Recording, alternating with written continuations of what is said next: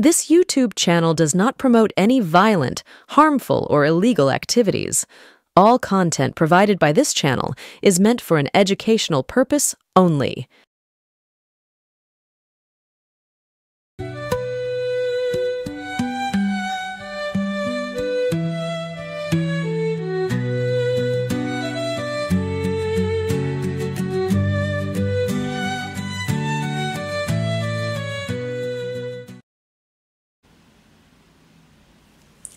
নমস্কার, আমি অরূপ সেনগুপ্ত। আপনারা দেখছেন বিশ্বজোড়া বাঙালির আওয়াজ Bangla YouTube channel NK digital. অরূপের অগ্নিশেল অনুষ্ঠানে আপনাদেরকে স্বাগত জানাই। আমি গত দুটো এপিসোড ধরে একটাই শীর্ষকে খবর করে চলেছি, এই দেশ এই সময়। এর কারণও আমি আপনাদেরকে স্পষ্টই জানিয়েছি যে মেইন স্ট্রিম মিডিয়ার একপেশে সংবাদ পরিবেশন। যাই হোক, আমার হাতে নেই ভুবনের ভার, কিন্তু আমি একজন নিমিত্তমাত্র সংবাদকর্মী হিসাবে তাই পালন করে চলেছি আমার দায়িত্ব। এই বিষয়ে আমার শ্রদ্ধেয় শ্রোতাবৃন্দের কাছে আমি যারপরনাই কৃতজ্ঞ। আচ্ছা, আপনাদের সিদ্দিক কাপ্পানের কথা মনে আছে? আমি মেইন স্ট্রিম মিডিয়ার উদ্দেশ্যে জিজ্ঞাসা করছি। সেই মালায়ালি সাংবাদিক উত্তরপ্রদেশের গণতান্ত্রিক সরকার বিনা অপরাধে জেলে ভরে দিয়েছিল, যাকে এই তো মাত্র কটা দিন আগের কথা, মনে করুন 6ই অক্টোবর 2020 গ্রেপ্তার হয়ে দীর্ঘ জেল জীবন কাটালেন। মনে পড়ে? শুধু বিজ্ঞাপনী চমক আর সংবাদ মাধ্যমকে পয়সা দিয়ে কিনে রাখা এই ঢক্কানিনাদ চলছে তো চলছে তো চলছে তো চলছেই। বিকাশ দুবের মতন দাগি আসামিকে টোল প্লাজায় এনকাউন্টার করে মেরে দেওয়ার ঘটনা তো জলভাত। কেন, কিসের ভয়? উনি স্বরাষ্ট্রমন্ত্রীর কাছা ধরে টানবেন বলেই কি এই খুন হয়েছিল? আসুন, আজ আপনাদের আরো দুটো ভয়ানক তথ্য পরিবেশন করব। 1, 18/3/2025 ছত্তিশগড়ের বিজাপুর একটা ভয়ঙ্কর ময়নাতদন্তের রিপোর্ট প্রকাশ্যে এসেছে। 1 জানুয়ারি 2025 থেকে নিখোঁজ ছিলেন স্থানীয় সাংবাদিক মুকেশ চন্দ্রকর, যার দেহ উদ্ধার করেছে স্পেশাল ইনভেস্টিগেশন টিম, রাজ্য পুলিশের বস্তার রেঞ্জের আইজি সুন্দর রাজ পির নেতৃত্বে। স্থানীয় ঠিকাদার সুরেশ চন্দ্রকরের বাড়ির সেপটিক ট্যাঙ্ক থেকে উদ্ধার হয়েছে 33 বছরের এই সাংবাদিকের দেহ। এই সাংবাদিক কিছুদিন আগেই রাস্তা নির্মাণে 120 কোটি টাকার দুর্নীতির পর্দাফাঁস করেছিলেন। ঠিকাদার সুরেশ গ্রেপ্তার হয়েছেন হায়দ্রাবাদ থেকে, তার 2 দাদাও গ্রেপ্তার হয়েছেন এবং তাদের ম্যানেজার মহেন্দ্র রামটেক গ্রেপ্তার হয়েছেন। ময়নাতদন্তের রিপোর্টে কি ছিল? আসুন এইবারে একটু সেইটা বলি আপনাদের। কি নৃশংসতা চলছে সারা ভারতবর্ষ জুড়ে। মৃতের ঘাড় ভাঙা, পাঁজরের 5টা হাড় ভেঙে হৃৎপিণ্ড বার করে নেওয়া হয়েছে, মাথার 15টা হাড় ভাঙা। চুপ, সরকার চলছে, ডবল ইঞ্জিন। এইবার দ্বিতীয় ঘটনায় আসবো, যাতে আপনারা বুঝতে পারবেন কেন হত্যা করা হলো এই মুকেশ চন্দ্রকরকে। এইবারে আমি 2023 সালের 15ই আগস্টে বের হওয়া একটা সংবাদের দিকে আপনাদের দৃষ্টি আকর্ষণ করতে চাইছি। আমি মূলত ওই সময়কালে বের হওয়া সিএজির একটা রিপোর্টের কথা আপনাদেরকে বলবো একটু বিশদে।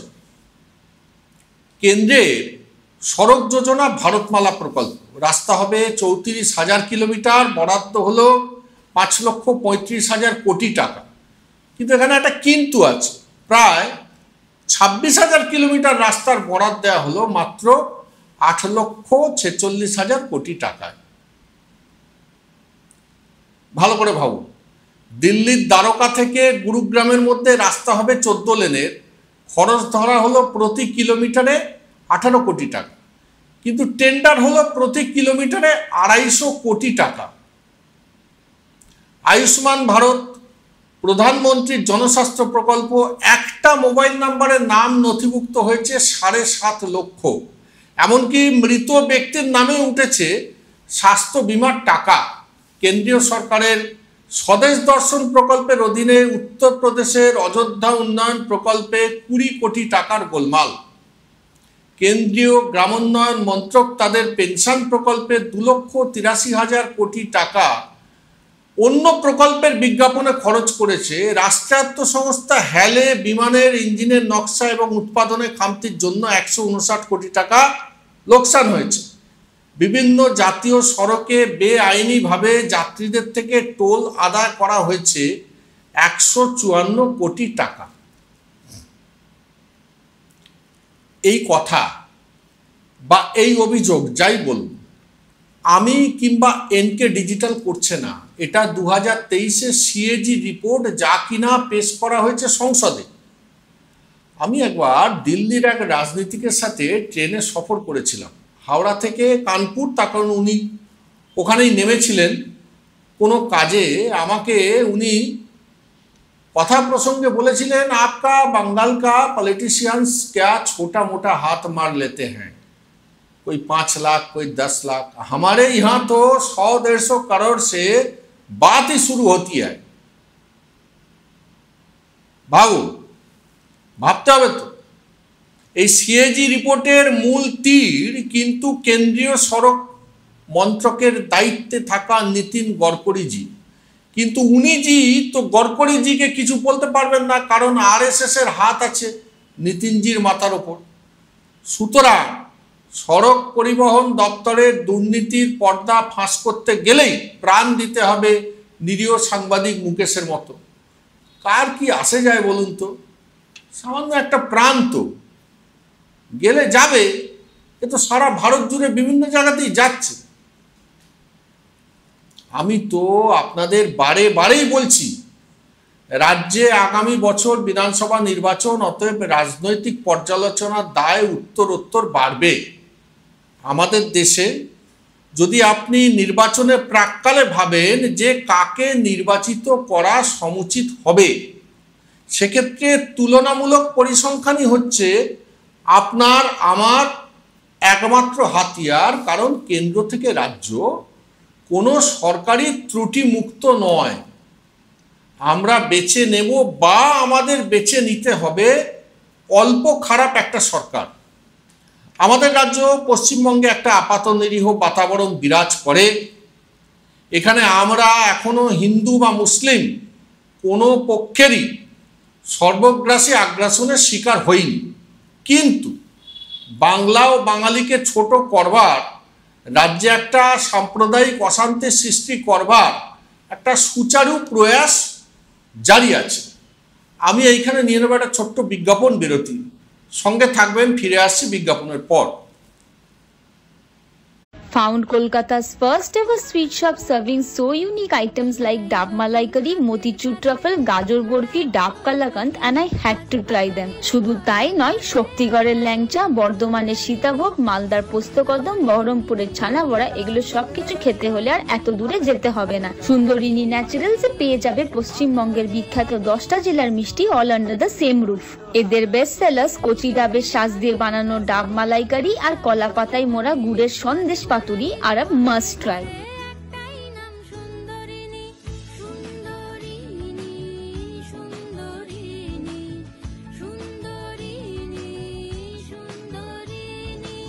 Welcome to the world of civil business. A Bengali business personality and the most successful business group, Roy Construction Group of companies, now coming Sarib, West Bengal. Mr. Anup Roy, the managing director of the Roy Construction Group company, ready to serve his native land, the mother Bengal.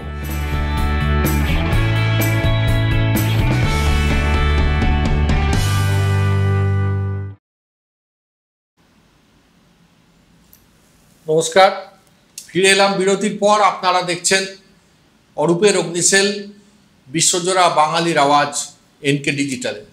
আমরা যেখানে ছিলাম সেটা হচ্ছে রাজ্যে একটা সাম্প্রদায়িক অশান্তি সৃষ্টি করবার সুচারু প্রয়াস জারি আছে।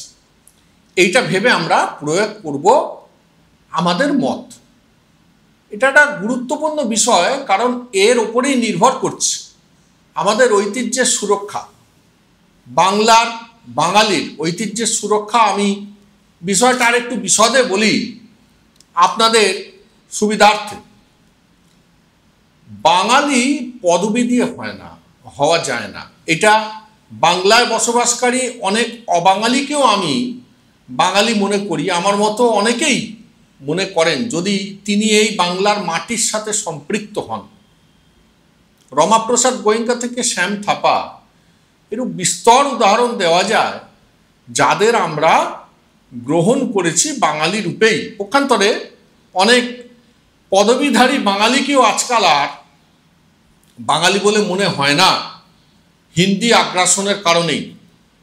এই আমাদের রাজ্যের বিরোধী দলনেতার কথাই বলুন, বা রাজ্যের আমাদের কেন্দ্রীয় সরকারের যিনি রাষ্ট্রমন্ত্রী তার কথাই ধরুন, তাদেরকে দেখলে অন্তত আমার ব্যক্তিগত স্তরে, আমি জানি না আপনারা কতটা আমার সঙ্গে একমত হবেন, কিন্তু আমার ব্যক্তিগত স্তরে তাদেরকে যথার্থ বাঙালি বলে ঠিক মনে হয় না। পক্ষান্তরে আমি আর একজনের নাম করব, আপনাদের এটা জানাবার লোভ সামলাতে পারছি না। সেটা হচ্ছে পরমেশ্বরন থাঙ্কপ্পান নায়ার। 1955 সালে কেরালা থেকে কলকাতায় এসেছিলেন মাত্র 22 বছর বয়সে, উইদাউট টিকেটে, মাদ্রাজ মেলে। আর এই 2018 সালে 30 এপ্রিল শহর ছেড়েছেন। স্ত্রী সীতাদেবী এসে নিয়ে গেছেন কেরালার চন্দ্রমঙ্গলমে। 63 বছর ধরে আষ্টে পৃষ্ঠে জড়িয়ে থাকলেন এই শহরটার সাথে। বেশ কিছু বই লিখেছেন কলকাতার উপরে। আমি পরমেশ্বরন সাহেবকে আমার থেকে বেশি বাঙালি মনে করি। উনি আমাদের এই শহর তিলোত্তমাকে আমি মনে করি আমার থেকে বেশি ভালোবেসেছেন। আমার রাজ্য, আপনার রাজ্য, আমাদের রাজ্য যেন চলে না যায় কিছু পদবীধারী মেকি বাঙালির হাতে, যারা কিনা বঙ্গালী অস্মিতা বলে, বিবেকানন্দ ঠাকুর বলে, ওরে গৃহবাসী বলে, অস্ত্র হাতে রামের ভজনা করে, হিন্দু মুসলিম দাঙ্গা লাগানোর চেষ্টায় থাকে, সম্প্রীতির বাতাবরণ নষ্টের চেষ্টা করে, বিরোধী দলনেতা ফুর্তি মারাচ্ছেন বলে চেঁচায়, বিরোধী সভাপতি তোর বাপ বলে চেঁচামেচি করে। আচ্ছা, আপনারা একটা জিনিস তো যে কোনো রাজনৈতিক দলেরই বোঝা একান্তই জরুরি, যে মানুষ কি চায়, মানুষ কি চাইছে। সেইটা কি এই সদ্য সমাপ্ত উপনির্বাচনের ফলাফল আপনাদের চোখে আঙুল দিয়ে দেখিয়ে দেয়নি সুকান্তবাবু? আপনাকেই বলি, কারণ আপনার দলের বিধানসভার নেতার তো মাথার গোলমাল ধরা পড়েছে স্পষ্টতই। উনি অবশ্য চাপেই আছেন, লম্পঝম্পই সার, রেজাল্ট তো কিছুই দিতে পারছেন না। তাই হয়তো এইরূপ কুৎসিত আচরণ, কুৎসিত অঙ্গভঙ্গি করছেন। বছর ঘুরলেই ভোট, সম্পৃক্ত হন, নচেত বিপদ ভারী।